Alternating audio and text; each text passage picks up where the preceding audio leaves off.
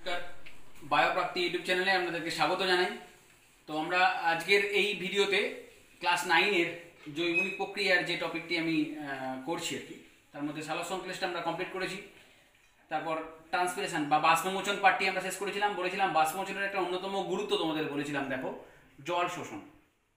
তাহলে উদ্ভিদ যে মাটি থেকে মনোরম কর্তৃক মাটির যে কৈশিক জল শোষণ করে, এবং জল শোষণ পাশাপাশি জলের যে উৎস্রোত, জল যে ঊর্ধ্বমুখে গমন করে, এই প্রক্রিয়াটা অনেকটা বেশি নির্ভর করে বাষ্পমোচনের উপর বলেছিলাম, তাই তো? তাহলে এখন আমাদের যে পড়াশোনা, ওর সঙ্গে রিলেটেড বলেছিলাম পরের পড়াশোনাটা, সেই রিলেশন টেনেই বলছি।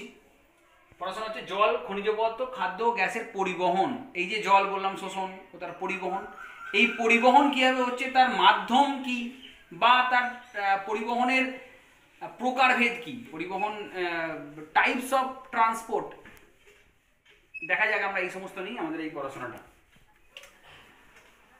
তো দেখো টপিকটাতে আছে জল, খনিজ পদার্থ, খাদ্য, গ্যাস ইত্যাদির পরিবহন।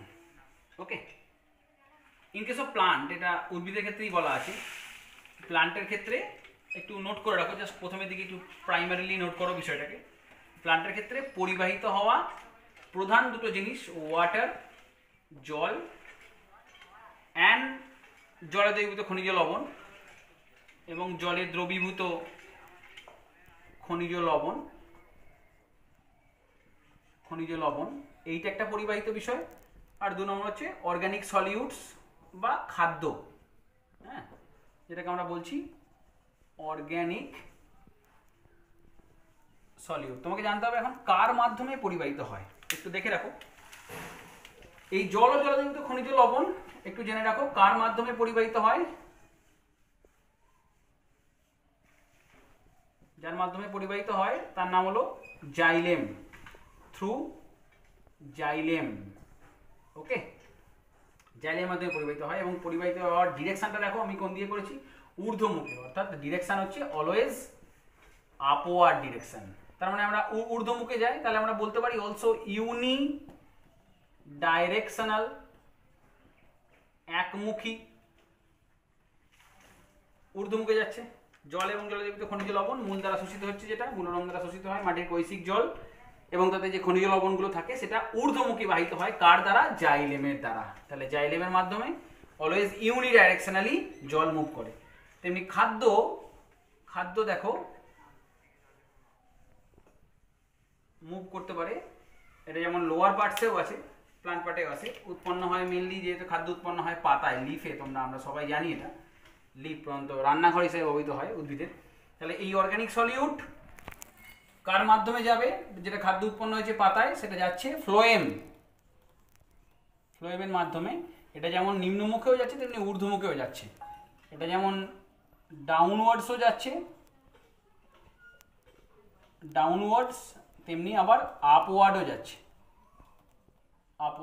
তাহলে আমরা বলতে পারি ফ্লোয়েমের মাধ্যমে পরিবহনের যে পথ, যে ডাইরেকশন, সেটা হচ্ছে বাই ডাইরেকশনাল। আমরা বলতেই পারি, ছোট ছোট করে পড়ো, সিম্পল করে পড়ো, বুঝতে সুবিধা হবে। দেখো ঊর্ধ্বমুখে এবং নিম্নমুখে বাহিত হয়েছে। তাহলে এটা থেকে তোমরা কি কি শিখলে, কি পরিবাহিত হয়, কাদের মাধ্যমে হয়, এবং মাধ্যমের ডাইরেকশন। ক্লিয়ার হলো বিষয়টি?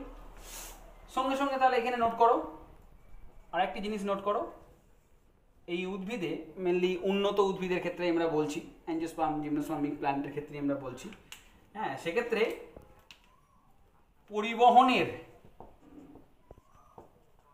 পরিবহনের মাধ্যম রূপে তুমি কাদেরকে পেলে জাইলেমকে 1 নম্বর, আর পেলে, হ্যাঁ, পরিবাহিত হয় যার থ্রু দ্বারা, মাধ্যম বলার থেকেও এটা যাদের দ্বারা, হ্যাঁ, পরিবহনে সাহায্য করছে, যারা পরিবহনের মাধ্যম না বলে এটাকে সাহায্যকারী বলো, তাহলে আর একটু ভালো হবে। সাহায্যকারী বলো, জাইলেম আর কে, ফ্লোয়েম। তাই এদিকে বলা হয়, এদেরকে একত্রে বলা হয় ভাস্কুলার বান্ডেল অফ প্লান্ট, উদ্ভিদের সংবহন কলা, ভাস্কুলার বান্ডেল বলা হয়। এই পরিবহিত বস্তু যদি শর্ট ডিস্টেন্সের মধ্যে যায়, এই পরিবাহিত বস্তুটি যদি কোনো শর্ট ডিস্ট্যান্সের মধ্যে যাতায়াত করে ডিস্ট্যান্স, তখন সেই প্রসেসটাকে আমরা বলে থাকি ব্যাপন বা ডিফিউশন। ডিফিউশন, হ্যাঁ, এগুলি হচ্ছে পরিবহনের বিভিন্ন প্রক্রিয়া, পরিবাহিত হওয়ার বিভিন্ন প্রক্রিয়া তোমাদেরকে পড়তে হবে এক্ষুনি। তাহলে যখন কোনো বস্তু, যে বস্তুটা পরিবাহিত হবে সেটা যখন ছোট্ট একটা জায়গার মধ্যে পরিবাহিত হবে, অল্প ডিস্ট্যান্সে যাবে, এখান থেকে ধরো সিম্পল একটা ছোটো ডিস্ট্যান্সে গেল, এখান থেকে এখানে গেল, শর্টার ডিস্ট্যান্সের মধ্যে যখন হবে তখন তাকে বলা হয় ডিফিউশন। আবার যদি এটা লঙ্গার ডিস্ট্যান্স হয় তখন তাকে আমরা বলি ট্রান্সলোকেশন। ট্রান্সলোকেশন, ধরো একটা লম্বা উদ্ভিদ কয়েক 100 ফুট টল, 100 ফুট অত টল লম্বা একটা উদ্ভিদ, মাটির তলা থেকে একদম মূলরম দ্বারা জল শোষিত হয়েছে, সেটা ওই ঊর্ধ্বমুখে একদম টিপ পোর্শন অফ দ্য প্লান্টে পৌঁছাবে, লঙ্গার ডিস্টেন্স, সুতরাং তাকে আমরা কি বলে থাকি ট্রান্সলোকেশন। এই ট্রান্সলোকেশন, ডিফিউশন সবকটাই পরিবহনের বিভিন্ন প্রক্রিয়া। এটা প্রাথমিক একটা আইডিয়া দিলাম। এরপর এসো এই পরিবহনের বিভিন্ন প্রক্রিয়া নিয়ে আমরা আলোচনা করব। ট্রান্সপোর্ট মেকানিজম নিয়ে আমরা পড়াশোনা করছি। দেখো, এই ট্রান্সপোর্ট মেকানিজম প্রথমে দুভাগে ভাগ করা হয়। যদি এই পরিবাহিত বা পরিবহনের ক্ষেত্রে শক্তি দরকার হয়, এটিপি যদি রিকোয়ার হয়, তখন তাকে আমরা বলি active transport. Active transport. when ATP needed, যখন শক্তির প্রয়োজন হয়, এটিপি মানে শক্তি, তাকে বলি সক্রিয় পরিবহন, বা এটা বাংলায় বললে সক্রিয় পরিবহন। আর যদি এটা এটিপি ব্যবহৃত না হয়ে থাকে তখন তাকে বলা হয় প্যাসিভ ট্রান্সপোর্ট বা নিষ্ক্রিয় পরিবহন। সিম্পল না বিষয়টা? নিষ্ক্রিয় পরিবহন। আবার বলে রাখি, এখানে এটিপি ব্যবহৃত হয় না, এটিপি নট রিকোয়ার, এক্ষেত্রে এটিপি ব্যবহৃত হয় না। এই প্যাসিভ ট্রান্সপোর্ট আমাদের যেটা প্রথমে পড়ার বিষয়, প্যাসিভ ট্রান্সপোর্টের কয়েকটা উদাহরণ দাও। যেমন আমি এইমাত্র বললাম ব্যাপন বা ডিফিউশন। হ্যাঁ, ডিফিউশন আবার দুটো ভাগ করা হয়। ডিফিউশন একটা তোমার এই প্যাসিভ ট্রান্সপোর্টের উদাহরণ, তেমনি অভিশ্রবণ, এটাও একটা প্যাসিভ ট্রান্সপোর্টের উদাহরণ, যার ইংরেজি নাম হচ্ছে অসমোসিস। হ্যাঁ, তোমরা আরও ডিটেলসে পড়বে, একটু পড়ে রাখো ভালো ডিটেলস একটুখানি। তোমরা ব্যাপনের দুরকম ভাগ পাবে। আবার একটা পাবে সিম্পল সাধারণ ব্যাপন, সিম্পল ডিফিউশন, যেটা আমরা পরে পরে দেখাবো। একটা পাবে ফ্যাসিলিটেটেড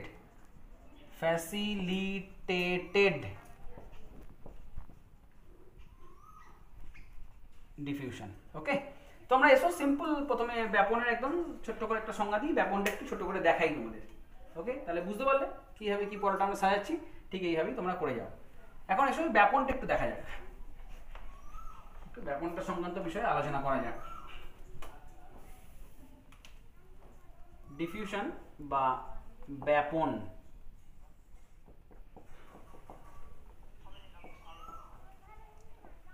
প্রথমে এর সংজ্ঞায় আসি, কাকে বলে এসো। সিম্পল একটা ডেফিনেশন, যে প্রক্রিয়ায় পদার্থের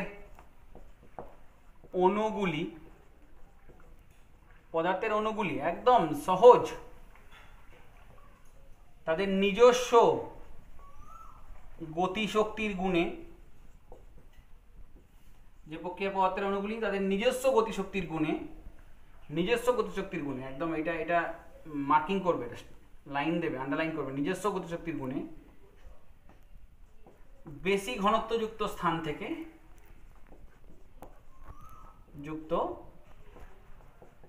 থেকে কম ঘনত্বযুক্ত স্থানে ছড়িয়ে পড়ে, তাকে ব্যাপন বলে। তাহলে এটা একটা পদার্থের, তাহলে এটি একটি পদার্থের অণুর স্বাভাবিক ধর্ম বলতে পারো, সিম্পল একটা প্রপার্টি, জেনারেল একটা প্রপার্টি।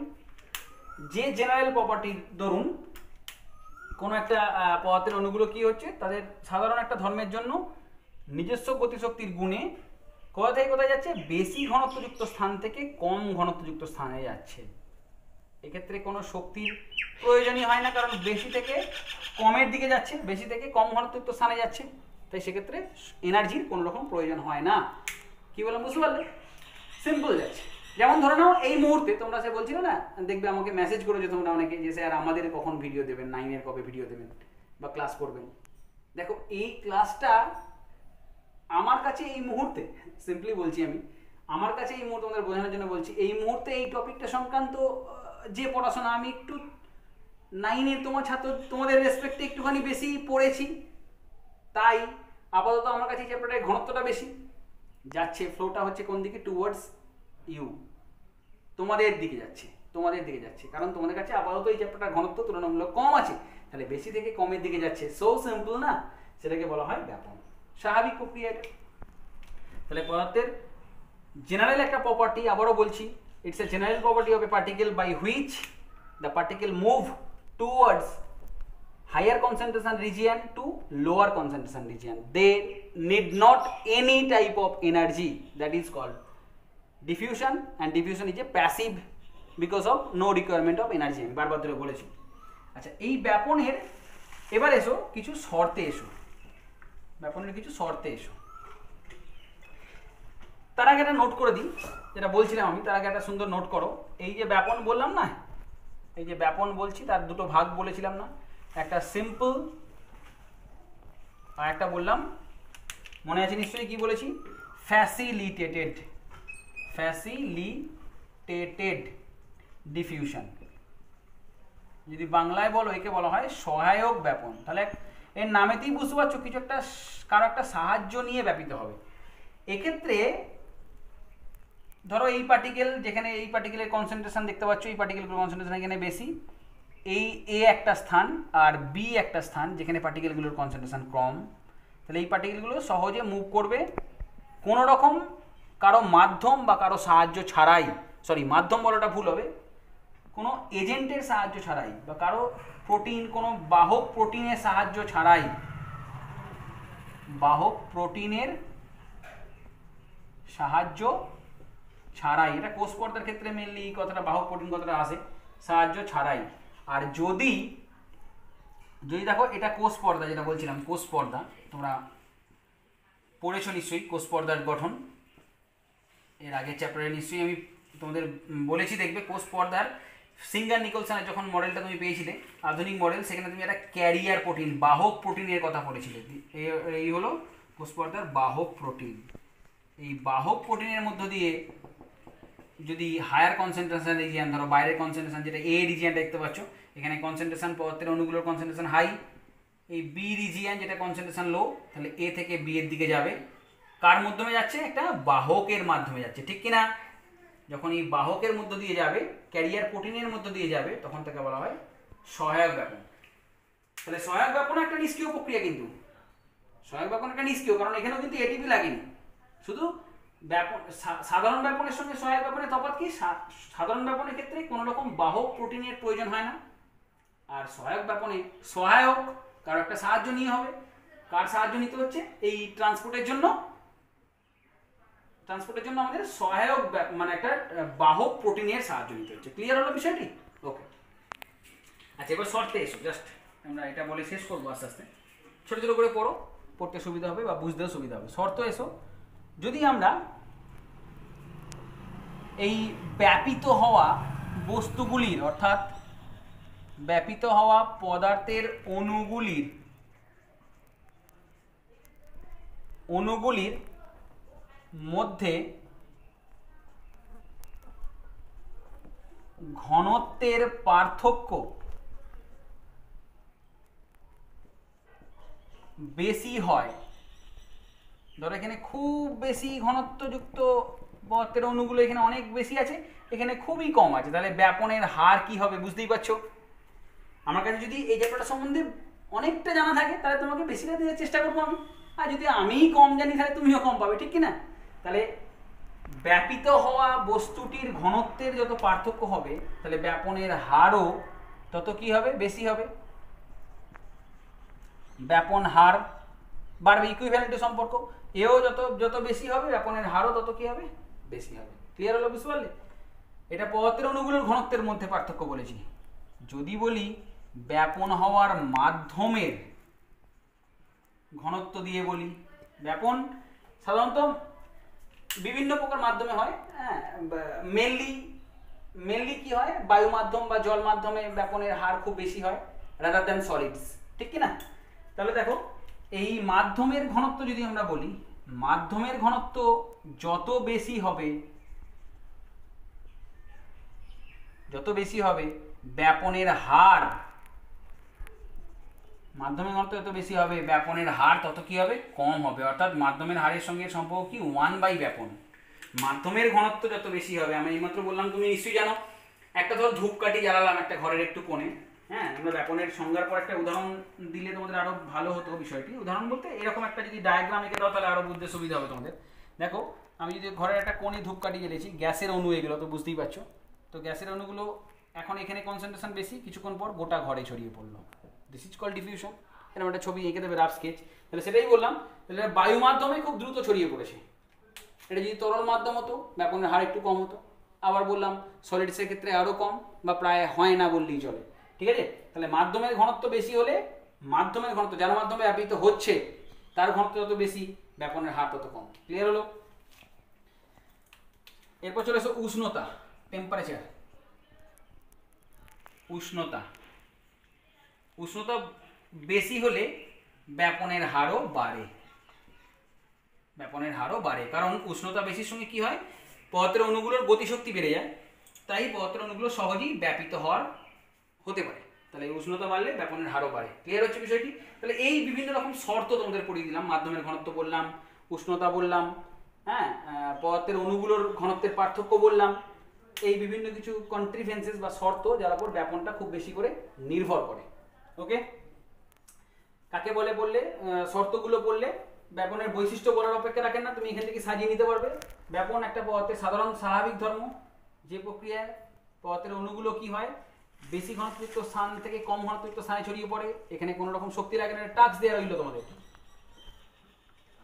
বৈশিষ্ট্য, ব্যাপনের বৈশিষ্ট্যগুলো নোট করবে, ব্যাপনের বৈশিষ্ট্যগুলো খাতায় লিখবে, যতটুকু পড়েছো যতটুকু বুঝেছো। এটা একটা সহায়ক ব্যাপনের, এটা একটা প্যাসিভ প্রক্রিয়া, কারণ শক্তি লাগে না।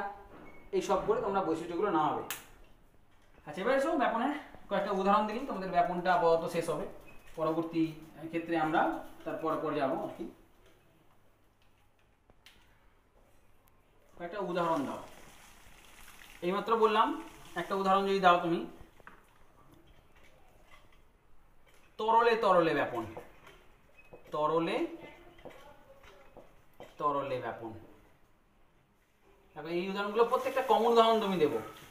এটা জল আছে, জলে তুমি কি করেছো, কালি ফেলে দিয়েছো, জায়গায় লাল একটা কালি ফেলে দিয়েছো, ধরো এখানটা লাল কালি ফেলে দিয়েছো। কিছুক্ষণ পরে তুমি কি পাবে, সিম্পল এটাই পাবে না? তাহলে কালিটাও তরল, জলটাও তরল। তাহলে এরপর তুমি যে দেখতে পাবে জলের অণু আর সুন্দরভাবে ছড়িয়ে পড়া, এই কালির অণুগুলো সুন্দরভাবে ছড়িয়ে পড়েছে, স্ক্যাটার্ড হয়ে গেছে। তাহলে এটা তরলে ব্যাপন। আমি দ্রুত বলে যাচ্ছি। তেমনি তরলে কঠিনে ব্যাপন। এটা তুমি কিভাবে করবে, ধরো তুমি জলে, হ্যাঁ, এই জলেতে চিনি ফেলে দিয়েছো, চিনির দানা ফেলে দিয়েছো, চিনির দানা কঠিন, তরলে ফেলে দিয়েছো, আস্তে আস্তে গুলে গেল এবং সুন্দরভাবে ছড়িয়ে পড়লো। ঠিক আছে? যে নেক্সট দেখো, যদি আমরা বলি তরলে গ্যাসে ব্যাপন, উদাহরণ কি পাবে, জলে দ্রবীভূত বিভিন্ন যে গ্যাস আছে, জলে দ্রবীভূত অক্সিজেন বা কার্বন ডাইঅক্সাইড জলে দ্রবীভূত অবস্থায় আছে, তাহলে সেটাও একটা ব্যাপন। দেখো, এরকম বিভিন্ন উদাহরণ আমি দিচ্ছি, পড়তে তোমাদের ভালো লাগবে দেখবে। তেমনি গ্যাসে ব্যাপন, গ্যাসে যদি ব্যাপন বলো, জেনারেলি বায়ুতেই অনেক রকম গ্যাস আছে, তাই না? তেমনি দেখো আরেকটা যদি করি, ব্রোমিন গ্যাস, একটা পাত্র নিয়েছি আমরা, পাত্রটাকে আমরা বদ্ধ পাত্র নিয়েছি, সেই পাত্রে বায়ু আছে, এয়ার কন্টেনিং আছে, এয়ার। এখানে আমরা ব্রোমিন গ্যাস, যেটা লাল বর্ণের হয়, সেই ব্রোমিন গ্যাস প্রবেশ করালাম, ব্রোমিন গ্যাস প্রবেশ করাচ্ছি, লাল বর্ণের একটা গ্যাস প্রবেশ করছি। দিস ইজ ব্রোমিন গ্যাস, লাল বর্ণের। আমরা দেখতে পাবো সুন্দরভাবে, তাহলে বায়ু মাধ্যম, বায়ুটা আছে, বায়ুতে আমরা ব্রোমিন গ্যাস দিয়েছি। তাহলে পরবর্তী ব্লকে আমি দেখতে পাবো এই পাত্রের মধ্যে, হ্যাঁ, যেমন বায়ুর অণুগুলোও আছে, এগুলো বায়ুর অণু ধরে নাও, এরকম বায়ুর অণু, আর তেমনি ওই মাঝখানে আমি ব্রোমিন গ্যাসেরও একটা সুন্দর পাবো, হ্যাঁ, অণুগুলো দেখতে পাবো। যে গ্যাসটা যে বিস্তার লাভ করছে আস্তে আস্তে, আমি তো এখানটা এই গ্যাসটা যে বিস্তার লাভ করে সেট করে দেখাচ্ছি আমরা, গ্যাসটা যে আস্তে আস্তে বিস্তার লাভ করছে সেটাকে আমরা দেখতে পাবো। ওকে, তাহলে এই গ্যাসে গ্যাসে ব্যাপন। আপাতত এইভাবেই তোমরা ব্যাপন পার্টটা শেষ করো, ব্যাপনের সংজ্ঞা, ব্যাপনের বৈশিষ্ট্য, তোমাদের টাস্ক দিয়েছি, টাস্কটা কমপ্লিট করবে। প্রত্যেকের টাস্ক তোমাদের সংজ্ঞা, বৈশিষ্ট্য এইভাবে সাজাবে, তারপর তোমরা শর্তে গেলে, তারপর তোমরা বিভিন্ন উদাহরণ গেলে, এবং আমরা বলেছি ব্যাপনের দুটো টাইপস, একটা সিম্পল ডিফিউশন, একটা সহায়ক ব্যাপন, দুটো টাইপসই সুন্দর করে পড়ে, যেগুলো ডান দিকে, খাতা ডান দিকে নোট করে রাখবে এগুলো, ঠিক আছে? যেগুলো এক্সট্রা পার্ট সেগুলো নোট করে রাখবে, যেগুলো তোমার মেন পার্ট সেটা মেন খাতায় লিখবে, যেভাবে তোমরা করে থাকো বা যেভাবে করতে তোমাদেরকে আমি অভ্যাস করিয়েছি। প্রত্যেকে ভালো থেকো, থ্যাংক ইউ ভেরি মাচ।